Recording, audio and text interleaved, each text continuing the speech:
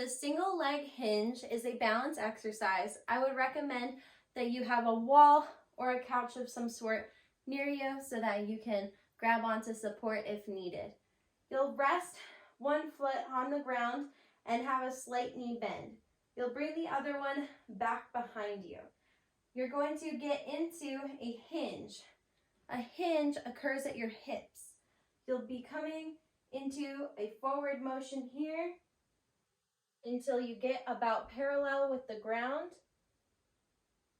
and then return to the starting position.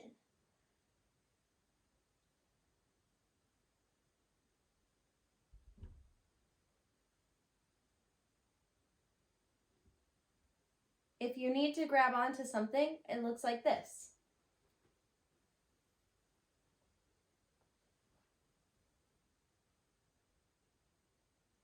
Don't start your next rep until you've found your balance. Planting your foot with your toe, heel, and outer foot engaged to the floor. Try to relax the toes, the four toes, and keep the big toe active.